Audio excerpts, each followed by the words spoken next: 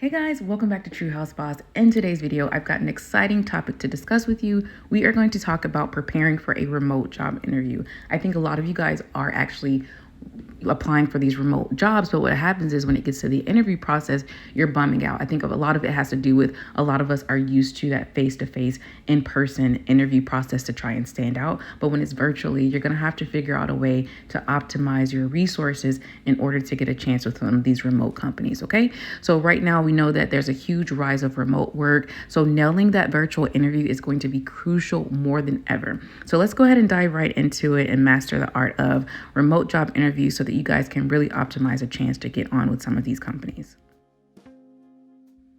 Okay, guys, so remember your time is really crucial for these interviews because you are not in person. You don't have a chance to shine in front of a person. Everything is virtually, okay? So the first important thing I think that you want to make sure that you do is familiarize yourself with their website. So understanding who that company is, what they're about. Try to get as much information, or do your homework. Try to get as much information as you can. And so this will apply for well-prepared interviewers, and then this is also going to prepare for those of you who may get an opportunity to have a job interview tomorrow. So this is going to be really good for those of you who are doing those last minute interviews as well. So you want to hop onto that website. You should be able to figure that information out within less than 10 to 15 minutes about who that company is and what they represent. Okay. So make sure that you hop on the website and get a good understanding of who they are. Also, you want to make sure that you know the platforms that are used for interviews. Oftentimes Zoom, Skype, Microsoft Teams. There'll even be times where they're using Google Meets and then so forth. There's a ton of platforms right now that are utilized in order to meet face-to-face. Now, keep in mind, most of the time you're not going to be doing anything FaceTime. I think the only time I've heard of someone having a FaceTime interview was for some type of celebrity that they were going to be shadowing in regards to doing like an intern or some type of assistance. So most of the time you want to be weary and do your research on that company because there's a lot of scams out here. So most companies are going to utilize platforms like Zoom, Skype, Microsoft Teams, and Google Meets. Okay, so make sure you know how that works. Make sure you have that already pulled up on your phone or your computer so everything is ready to go. The next thing you want to do is test your equipment. You don't have time for your internet to be going in and out when you are doing a virtual interview because guess what? That's a huge red flag for that company that, hey, this person doesn't have high-speed internet. They may not be a good fit for us because if we have them working on projects or working for us, they may encounter a lot of internet problems. So you want to make sure your internet is good to go. Give yourself enough time so that in case, let's say there's an outage in your area, and hopefully that doesn't happen in your route of trying to do the interview, you have enough time to maybe go into the car and get on your phone, or go downstairs and get on your phone, or go to another area where you can still utilize the internet. Okay, so the next step is going to be understanding a good environment to be in when you're doing the interview process. So if you're somewhere and you're in the house, there's kids running around, there's maybe dogs barking, something to that effect, they're going to notice that. So remember, you're trying to impress them. You're trying to leave a memorable impression on this company so that you can get hired on. So being in a space where there's more noise reduction is going to be key. So if let's say you don't really want to show your home background during the interview, a lot of the platforms, again, that's why you want to go ahead and make sure you understand how Zoom works, how Google Teams work, all these different platforms, because oftentimes those platforms do have these little green screens that you can implement and put in the background and make it look as though you're at home. So you want to make it as professional as possible. You don't want to have some green screen with like crazy things going on in the background because it just may give off an impression of the wrong idea, depending on what company you're trying to get on board. So you want to make sure that you choose a really quiet space so that you have enough time to answer the questions accordingly and you don't have any interruptions and can be on your game. Okay. So also things like if you don't have maybe the green screen option, a backdrop would be good. These things you can find online very easily. Throughout like Amazon, they're very, very cheap. Again, I'm not trying to get you to purchase too much of or to focus too much on having this perfect background, but it depends on what kind of company you're hiring for, because some companies, they want to know that your workspace is quiet. They want to know that you have a clean, organized workspace, because that's going to be essential into a company wanting to hire you on. Now that you have a good understanding of how to prepare your space, the next important thing is how to prepare looking into the camera.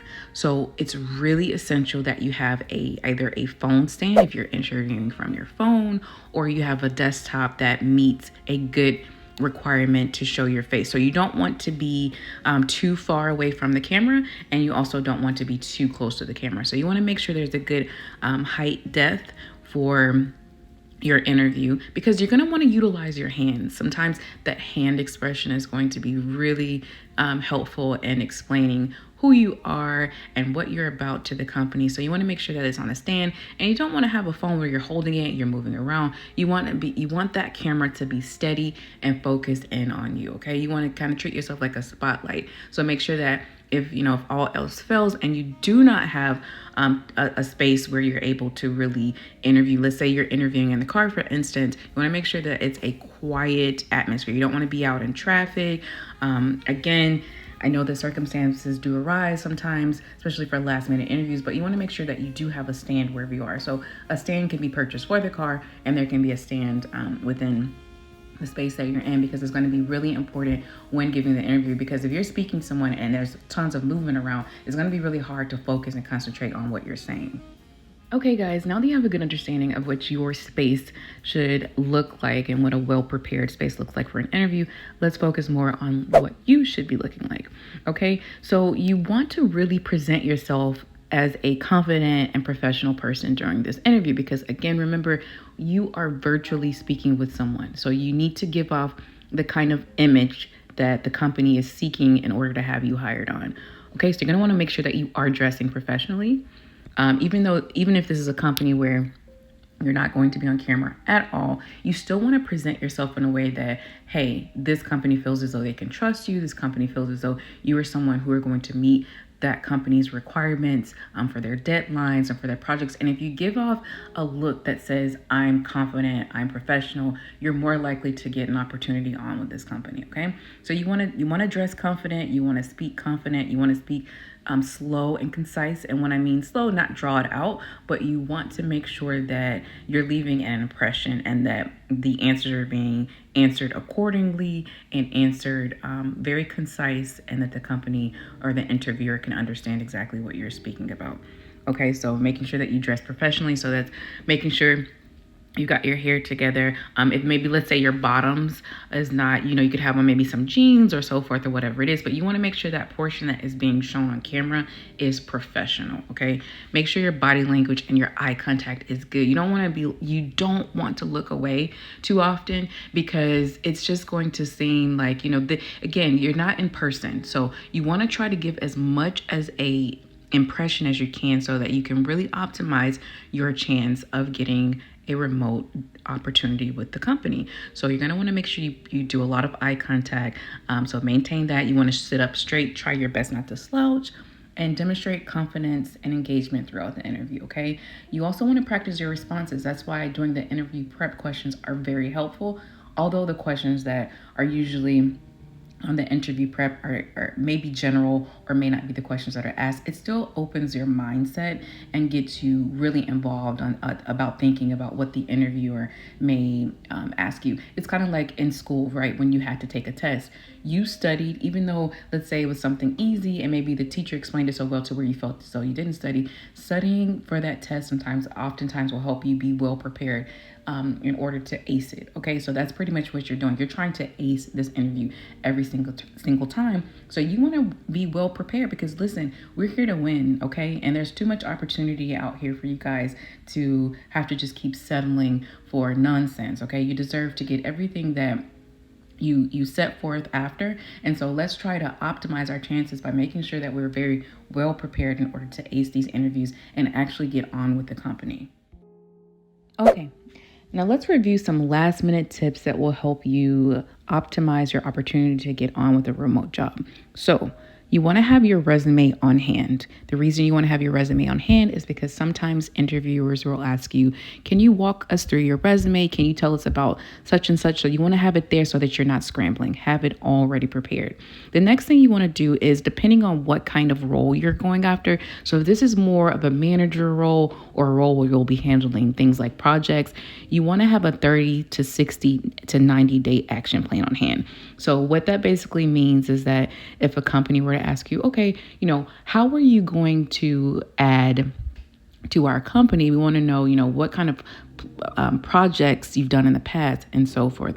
So you will have this plan in action where you can reference. And if you're super confident or have the skill sets already and are really well prepared, you may kind of already have an answer off the top of your head. But these are going to be some resources that you can have on hand so that you're not scrambling or going, oh my gosh, during out the interview. You wanna make sure that you're not doing too much of the because it is going to kind of repel that interviewer, right? Because you're gonna look not prepared.